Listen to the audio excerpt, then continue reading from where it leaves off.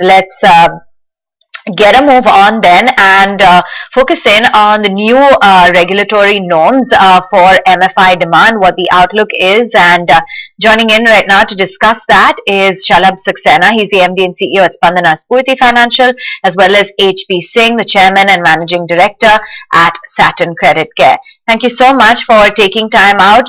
Mr. Saxena, just to begin with you then, most NBFC MFIs have posted pretty strong growth this time around. What's your outlook, and can you give us a sense as to what exactly is driving this confidence? Good morning to you and your viewers. Yes, the numbers in general at the industry level have been very positive. One of the reasons that we can very clearly see is the improving asset quality. We've been in Spandana maintaining that this is a risk management business more than an asset management business, and hence it's very important that if you are able to really manage the quality of the portfolio, the outcome will be the results as what you see. And overall, at an industry level, I think all the companies have done well in terms of really monitoring that key aspect. So improving asset quality is number one, is what I would want.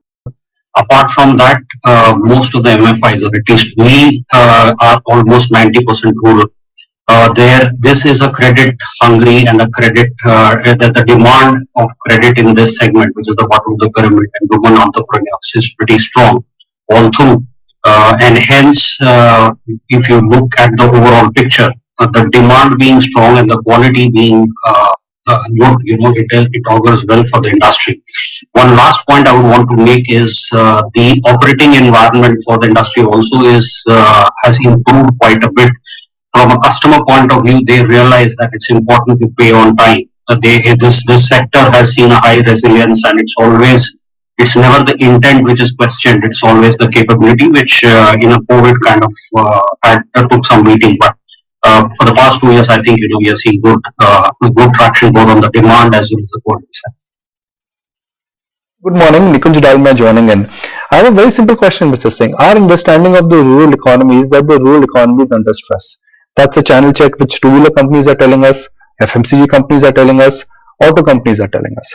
If the rural economy is under stress, where is the credit demand coming from? I mean, are these weak borrowers who are right now borrowing because they're desperate and they will have problems in paying back? No, I don't think so. That's there. I think there are a couple of points which have to be kept in mind. One, when we talk about the rural economy in stress, we are talking about products. Now, there is a difference between the credit demand, which is a service-oriented industry, and the product demand, which is there. When we talk about two-wheelers, when we talk about the FMCG, everybody talks about rural stress technically because it's product. Now, products are based on, the demand is based on so many other factors, not just related to the economic activity of the rural areas. Why we have a robust growth coming in the rural sector, which is there, is because of the sector, because of the points which Shalabh mentioned. But besides that, I think it's been that the economy has really picked up in the rural space. The income levels are getting better and better. The monsoons, which have been fairly normal, the kharif sowing and every other sowing in terms of the crops and pulses are far more better, and it's the hectareage area is increasing.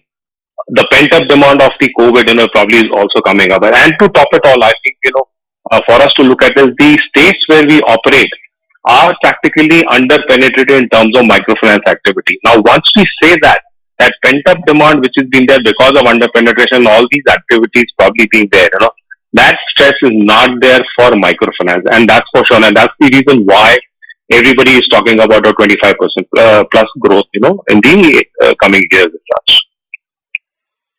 Mr. Singh, what about the ability to pay back? That's my second point. I mean, let's be clear, whether it is product or whether it is economy or whether it is COVID comeback, the income levels in rural India post-inflation have not been very high. So in hand, what you're getting after spending is actually less.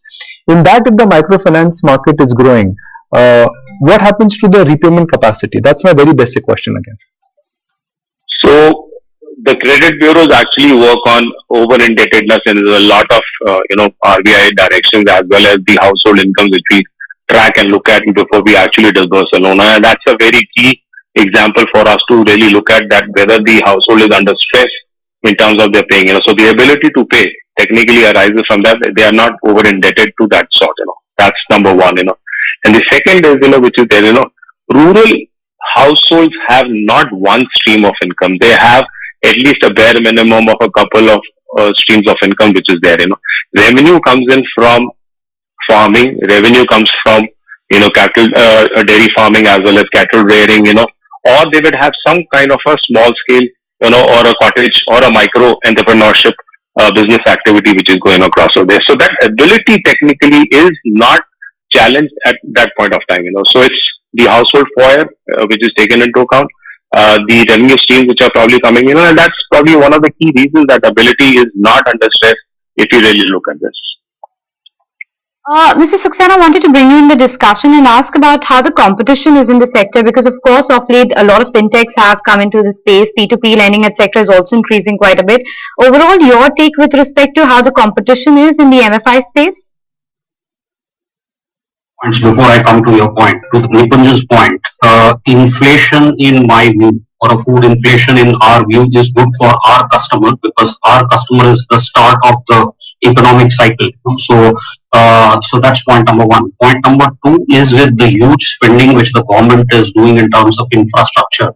What has happened is that the distances are reducing and hence markets are expanding. So our customer who's at the beginning of this whole economic cycle has seen the markets expanding, and hence that extra added income that we've seen over the past, almost about 4-5 years. To your point in terms of fintech and competition, well, let me say that the industry is under-penetrated, as Mr. Singh mentioned. There's a huge demand. The penetration levels, the various reports around penetration levels at a conservative level are at about 55%, at a reasonably aggressive level are at about 38%. So even if we take at a 50%, that's still a headroom. The most important thing is the execution and how well you execute.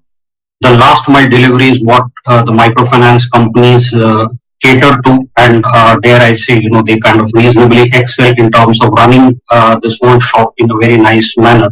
All of this put together, fintech, to your point, it's still some distance away, because our customers, when you talk of 90% rural, are people who are still at a very primitive level. At some stage, yes, you will see some amount of competition coming in from the fintech, but we are still a few years away. This is my take on this whole thing.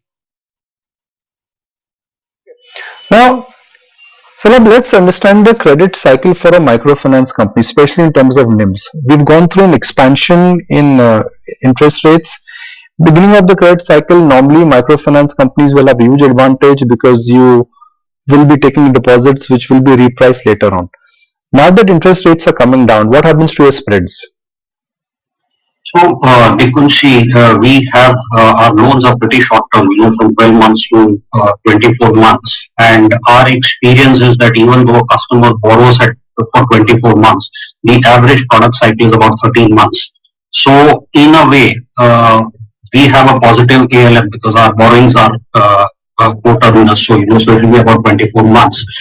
So, from a NIMS point of view, at least our company, range from a 13.5, 13.6 to about 13.8, 13.9 is what we expect it to hold. And both move parallel. So at some stage, if the interest rates come down, then you accordingly reprice, and if it goes up, I think we've maxed out is our view. I think from a NIM point of view, I would hazard a guess that we are pretty much in the sweet spot from a 13.5 to 13.8, 13.9, and it moves parallel, more so because of the short-term product cycle that we operate. Okay, gentlemen, we'll let you go on that note. Appreciate you joining us on the show at this point of time. Just wanted to flag out Apollo Hospital. As we were discussing with the management, their earnings, the stock has seen